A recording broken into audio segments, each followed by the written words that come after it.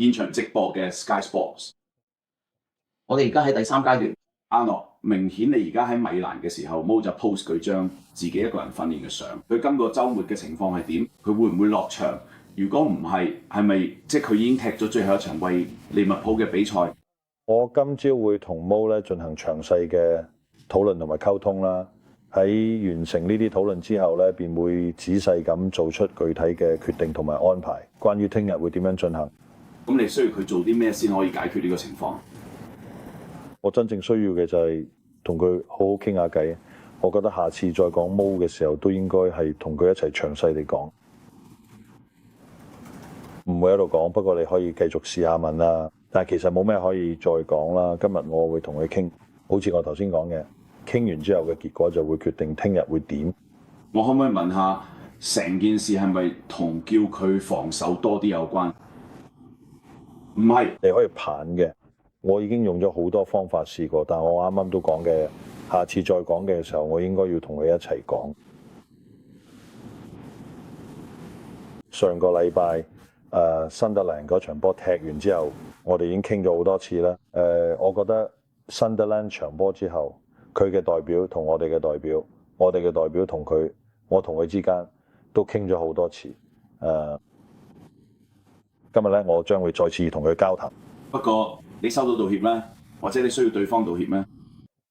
冇做最後一個。我話你已經問咗3個問題，我諗呢個應該係第4或第5個，但係答案仲係一樣。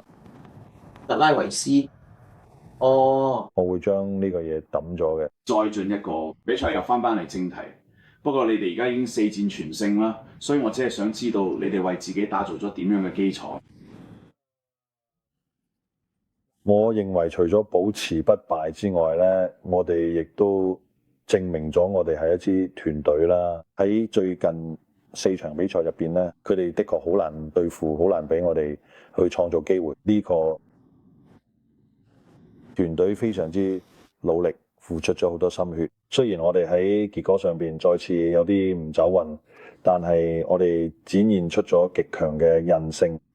10天內打咗4場比賽，而且可用嘅球員唔多。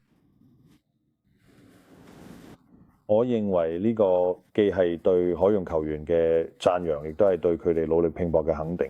首先係佢哋取得咗一啲成績，其次係佢哋付出嘅努力。唔該謝啊，白博森，你好。再次喺過去嘅4場比賽以及6場比賽中，阿里松回歸球隊嘅時間幾乎完全吻合。呢究竟對各方面產生咗幾大影響？每次都係咁樣，又有一名球員可以簽約咗，更何況係好似佢咁樣優秀嘅球員，咁好有幫助。但係我認為喬治唔喺嘅時候，亦都做得好。我覺得 George 同阿 Alisson 喺比賽入邊其實都冇咩嘅要做嘅，因為我哋基本上好少俾對手有機會。咁我哋踢過嘅大部分比賽唔係全部，但係我哋有90%比賽，我哋都幾乎冇俾對手有機會。咁所以係啦，有啲嘢高質素嘅球員翻嚟當然有幫助，但係我都想強調 George 都做得好好。不過佢翻嚟真係太好啦！我可以問你一個問題咩？我關於球隊生命嘅問題咧，課程啊，安德魯維斯，大家最近點？人要翻嚟嘛？而家有邊個唔方便啊？費德里科已經康復咗啦，佢琴日訓練咗啦，今日仲會繼續訓練。咁所以我認為佢聽日可以再次入選球隊陣容啦。我可以確認一下，同埋 Cody 佢哋而家點啊？佢哋受咩傷啊？喺幾周？要等幾個禮拜。佢哋受咩傷啊 ？Cody 係肌肉受傷，係咁嘅情況。Cody 係肌肉受傷。Wata 就係腳回受傷。衷心多謝你。最近你主場表現點啊？好明顯，利物浦上季同埋近年主場表現都幾完美嘅。最近5場聯賽贏咗2場，輸咗2場。仲有1場和波，你覺得而家嘅主場踢波有困難咩？而家呢個時候，加上最近嘅狀態同埋有6萬個球迷期待，我想知咧，佢對你主場表現有咩影響？我完全明白你呢個問題。如果我哋作客表現好出色，我都會明白，但係我覺得情況都唔係嘅。我覺得我哋一直都好掙扎，無論主場定作客咧，都比我哋想象中多次出現問題啊！呢啲係有原因嘅，我都講過，好多人都講過好多次，但係都唔足夠解釋點解會輸咁多次所以我睇唔到主場比賽同我哋嘅比賽成績有咩任何直接關係。我最近講過嘅其他嘢都見到呢啲情況。點解我哋會失分或者輸波？你之前都有講過，有啲球隊今季針對你哋用某嘅特定戰術去對付你嘅。我想問下，你覺得布萊頓會唔會都用類似方法？定你預計佢哋會帶現咩威脅？係啊，我都講過嘅。唔知我講次次都冇明顯同清楚。有時我見到有啲評論員佢哋想出嚟展示俾大家嘅，好明顯。如果你冇聯賽，我覺得成個聯賽而家踢法直接冇多。但係聯賽歸聯賽，利物浦又係另一回事。其他球隊對住我時，佢哋踢得幾冇直接。我覺得嚟講，直接都比講長傳好聽嘅。呢個只係其中一樣嘢。我覺得針對我哋有冇特定戰術安排，我見得越嚟越多。我之前佢對國際米蘭賽前記者會都提過，所以我講過好多次，我哋要適應同埋，不如佢嘅例子咧，就好似對新特蘭嗰場，我哋好難創造到好多機會。之後嗰場都係冇，佢哋面對一隊對方喺禁區外遠射入波，仲有一球死球入波，係啦，呢啲就係破解一隊防守好深，幾乎唔俾你機會嘅球隊嘅方法。咁當然咧。另一個方法咧就係靠個人能力，有球員可以一對一完全壓制對手。當我觀看曼城對陣皇家馬德里嘅比賽時，我亦都見到咗呢方面嘅幾個好好嘅例子。嗰場比賽裏邊咧，有一兩個球員咧創造咗好多機會啦，同埋一次咧定位球得分。卡爾你好，你從開始。達克你好，好高興見到你。同 X-Type 喺美麗嘅米蘭一齊，佢哋好少有機會能夠好似咁樣共同度過時光。我只係非常之想知道你從今次經歷中學到咗啲乜嘢？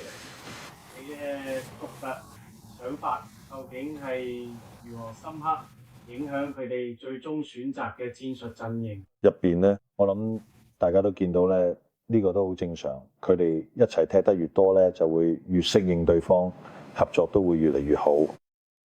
我覺得可以咁講咧，場上另外兩個即係兩個9號位Thuram 同 Lautaro Martinez 佢哋咁喺兩個本身就比較習慣一齊踢，不過我都見到佢哋兩個有冇幾有潛力嘅地方。今次係佢哋第二次一齊上陣咧，咁原因都好明顯，因為比賽狀態就係最明顯嘅原因。我哋未來我哋會見到佢哋一齊踢多啲。不過 Alex 上半場都俾人撞咗一下，所以睇下佢今日復原得點。如果睇得嘅話，明日如果睇得嘅話，我都可以決定再安排佢哋一齊正選出場，或者我哋會用另一種方法。你好，阿尼。跟住頭先講開直接打法，擁有2個6尺3寸高嘅前鋒，最大好處就係你自己都可以打直接波。特別係面對好進取、高壓迫嘅球隊，好似 Brighton 咁，我覺得佢哋嘅前場1/3搶波嘅次數多過其他任何一隊。其實利物浦咧不嬲都唔係咁踢，即使 Gakpo 嗰陣咧，佢都係另一個6尺3寸高嘅前鋒。我正想知你點睇？呢個係你唔太中意嘅一種哲學理念，定係你暫時未睇到要咁做？我唔覺得高度就絕對一定代表球員適合踢嗰種嘅風格踢法。有時佢球員好高大，但係佢係爭波時反而唔係咁嘅。有時佢球員咧佢高，但係你打長傳俾佢嘅時，佢哋反而好有力。我覺得 Alex 同 Hugo 都係咁。依家呢個時刻，你用後上波比起直接長傳俾佢嘅身體會更好。我見到特別係 Hugo 佢都努力想進步，想提升自己。如果我哋睇同例如2個月前對 Brentford 嗰場比賽嘅比較下，嗰場應該係佢第一次真正體會到咩叫要為自己個位去搏殺。嗰場波其實唔係太多地面嘅傳送，但係我見到佢一直努力再努力，想做得越嚟越好。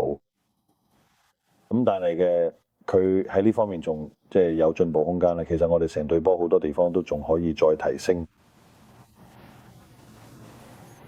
星期二嗰陣，你淨係得13個外場球員，你而家明顯有幾個傷兵，你會唔會有啲擔心？嚟緊幾個禮拜陣容深度唔夠，咁你會唔會想喺你用緊嘅計劃入邊處理下呢個問題？唔係，其實我覺得嚟緊幾個禮拜比之前少咗比賽，對我哋嚟講都幾有幫助。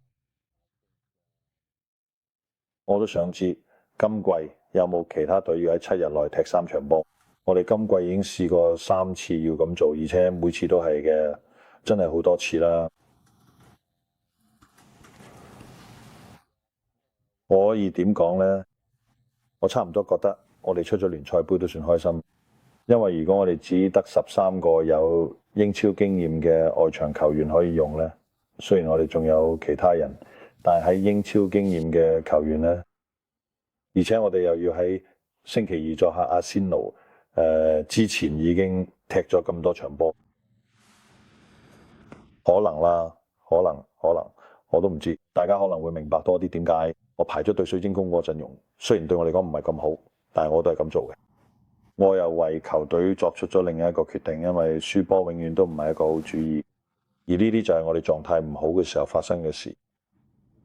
咁但係有時球員咧都需要休息，你睇下多米尼克、維吉爾、伊布、利庫、賴恩，佢哋踢咗咁多分鐘，因為其他人冇得用嘅。咁所以而家我哋可以進入一段每場比賽之間有1星期休息嘅賽程，對佢哋嚟講都好，休息間隙。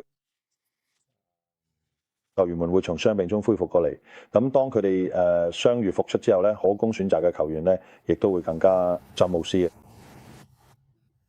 關於莫法拉克就決策過程嚟講，佢係咪前往米蘭，以及佢聽日係咪能夠進入球隊名單，呢全係你嘅決定，定係由理查德休斯同邁克爾愛德華茲等更高級別嘅官員嚟決定？如果佢入選球隊係或否唔帶佢去米蘭嘅決定呢？而呢個週末亦都一樣咩？我認為咧，我哋俱樂部已經決定，我亦都參與咗呢項決定，唔俾佢參加對陣國際米蘭嘅比賽。我一路同佢哋 keep 住聯繫，但係喺決定陣容或者球隊名單方面咧，佢哋總係將決定權交俾我。但係呢個並唔意味住咧，我唔同佢哋講嘢咧。順便講一句啊，主要係理查德，唔係邁克爾，知理查德，但係即係。我同佢傾咗好多嘢，但呢個決定呢，就目前嘅經驗嚟睇呢，係咪俾一名球員上場或者俾佢進入球隊陣容呢，完全取決於我自己嘅決定。而且我認為呢種情況永遠唔會改變。你想俾莫留低啦？對唔住，你想俾莫留起？就好似我講啦，換個方式問啦。但係下次我再講呢，毛呢應該都要同佢一齊。如果呢個可以算係答你問題嘅話，我哋理由唔想你留下。Malcolm，你仲有冇同佢保持任何形式嘅持續嘅聯繫同關係呢？同嘅，我知你話唔係，但係你講算唔算有關係呢？ Vinny 佢哋問咗問題比你好嘅喎，我唔會話好嘅，但係佢哋有試下，唔係全部都係。如果我已經講咗咁多次同一個答案，再問呢個問題都冇意思啦。鑑於你而家4場不敗。你會唔會覺得你喺呢個決定有啲合理性嘅呢？定係你覺得問題？我啱啱呢間波會贏過好多場波都係有啲喺度贏嘅，所以咩就係你問題嘅答案。最後一個係邁克翻埋嚟頭先講嘅賽程數量問題咧，而家顯然已經連續2週冇周中比賽，呢個對讓球員們翻練場有幾大好處。基本上從季前賽開始，你就冇真正體驗過嗰種感覺啦。儘管咧係嘅，咁呢個肯定有好處，即係因為訓練時間有助於連接正在建立啊。不過玩遊戲嘅時間亦都有助於解決呢個問題。但係同時都可以話有啲球員真係踢咗好多分鐘。我哋體能團隊都唔會同我講 OK， 睇緊呢2個星期我哋每日操2課啦。